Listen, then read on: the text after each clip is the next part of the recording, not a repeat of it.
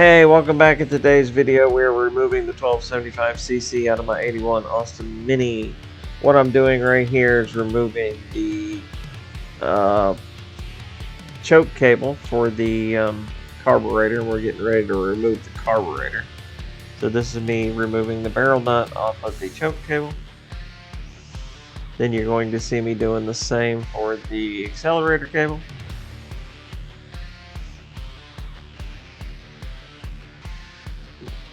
Then I'm over here tying up the slave cylinder that I've already removed previously.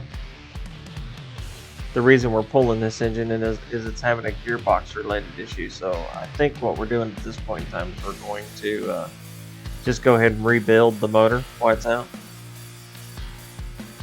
Okay, what you see me doing here is I'm actually taking the water inlets out for the intake. Okay, the water inlets are out. I'm removing the 1/2-inch nuts that hold the carburetor on. There's 4 of them.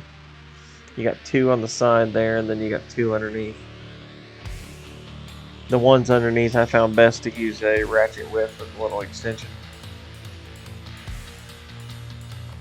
Okay, there I am removing the fuel line, putting a bolt in it to plug it just to kind of keep it from leaking all over the place.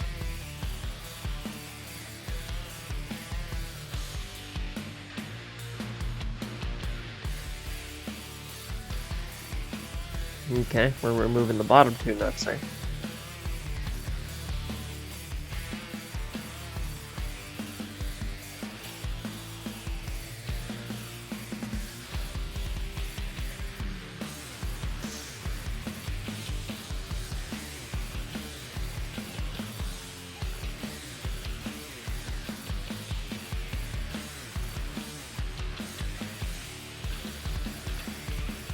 Okay, here I am removing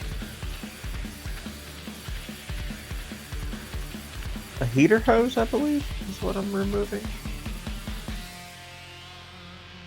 Then carburetor comes out. Okay, here I am removing the alternator. That's going to be, on mine, it's 2 1/2-inch bolts with a nut on the end of it, and then a 1/2-inch nut and bolt at the bottom. I don't know what they actually were from the factory because I've actually swapped those out on mine. When I got this car, they were kind of hodgepodge of a bunch of different types of bolts, so I went ahead and put all the same stuff in it.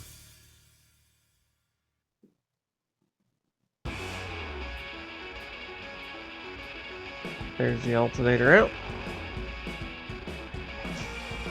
Okay, and then we're moving on to the starter. I removed the positive cable off the starter. Make sure you go ahead and take the negative off the battery of the car, or you're going to have an issue.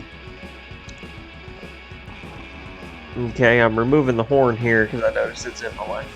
So, yanking the horn off.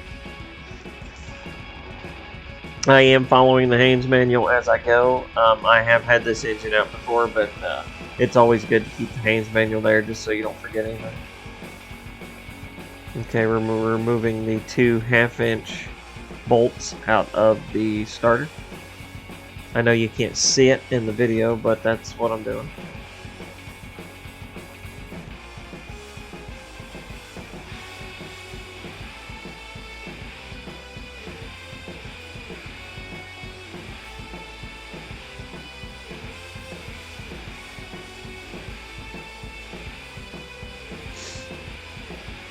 That one on the bottom's a little hairy.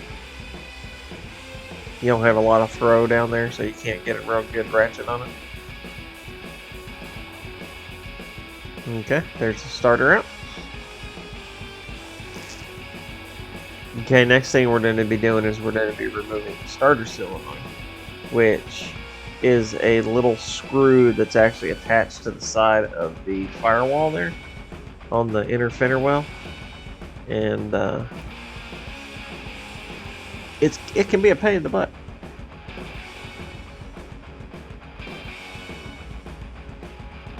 Or as the British call it, the inner wing. There I am, just kind of messing with it there. I tried several different techniques, and the best technique I found is a little stubby Phillips screwdriver.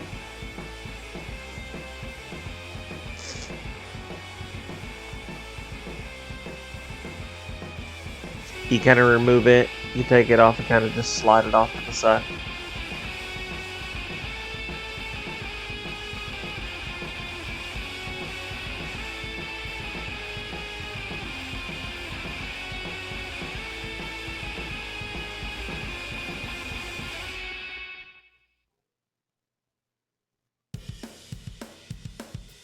Okay, here I am removing the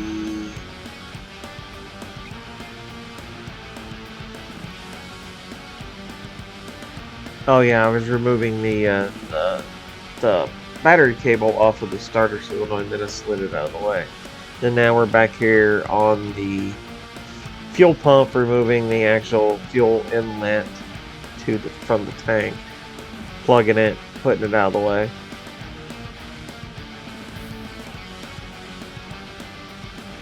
Okay, next you're going to see me taking the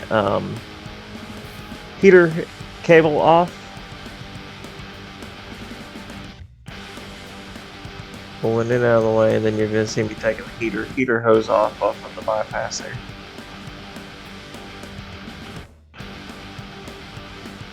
Plugging it out of the way. I'll tell you, the wipers make really good places to tuck all that stuff. You can kind of tuck them up underneath the wipers.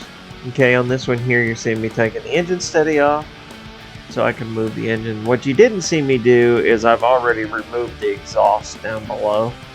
I did not record that because I just didn't take the camera down with me.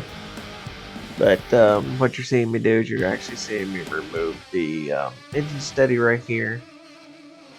Then you'll notice that the center exhaust pipe is actually already loose. That's going to be 2 1/2-inch bolts. They're nuts that remove that. And then in a second you're going to see me working that thing up out of there. There you go.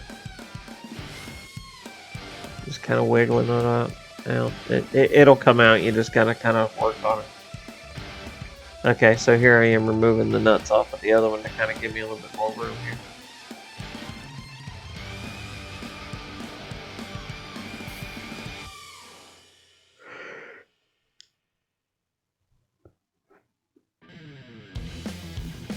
Okay, there's the water pipe.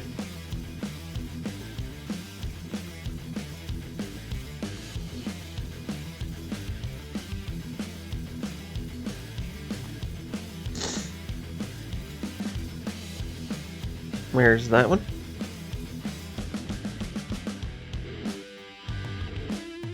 Then there's that one.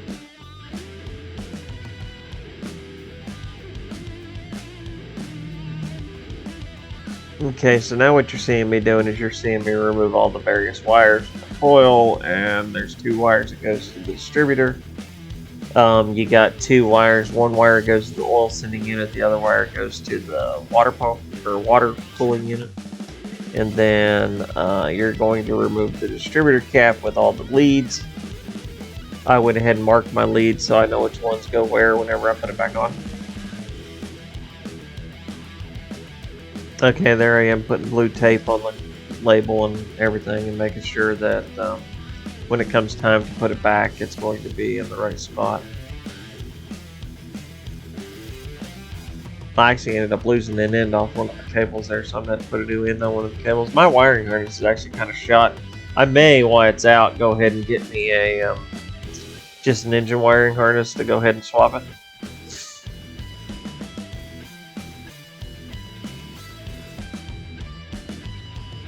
Okay, there I am taking the distributor cap off, marking my leads, pulling them off. There you go.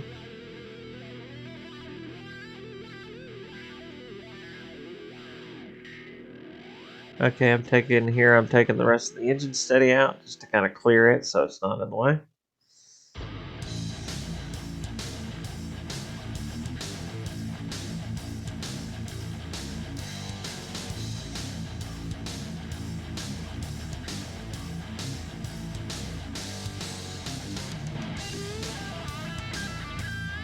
Okay, so now we're down at the wheel. What you didn't see me do is I actually took the tie rod loose from the steering knuckle that is on the rack and pinion. And what I'm doing here is I'm removing the ball joints on the top arm to kind of move everything out of the way so I can get the axles off. Unfortunately, my video did not record for the rest of this, so the next thing you're going to see is the engine out on the ground. The following steps after this was I removed the engine mounts, hooked the crane up to the engine, and basically just lifted the engine out of the car. Fairly straightforward. Just be careful not to hit anything while you're doing it. Just take it slow and kind of you can shuffle the engine around and actually make it do what you needed to do to get it out. But other than that, that's pretty much everything that was done. I don't know why the video didn't record. I moved it over onto the table so it would show like the whole side view, and then it just didn't record, and I didn't realize it. But here you'll see me actually pounding the pot joint out with the pot joint remover. I didn't think that tool would ever be but a one-use tool, but it actually has come in handy a couple times already. And here I am on the other side doing the same thing. As you can see there on the one side there, you can actually see the steering arm that's been removed. Unfortunately, I'm going to have to replace that tie rod because when I took the nut off of that thing, it took the threads with it, which kind of sucks, but hey, it is what it is. I might have to re-shim that one ball joint on that one side too. I noticed it was a little sloppy.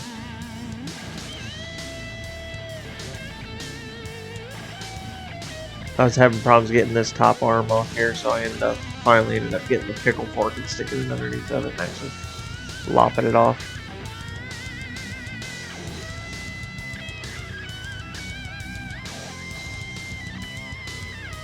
I hate that I didn't get the recording to that pulling the engine out, because that's a pretty interesting thing to watch. It come out fairly smooth. I was quite surprised. The one thing you will have to do also, just a reminder, whenever you do get the engine up so far, you'll have to remove the speedometer cable, because you really can't access it from inside the car.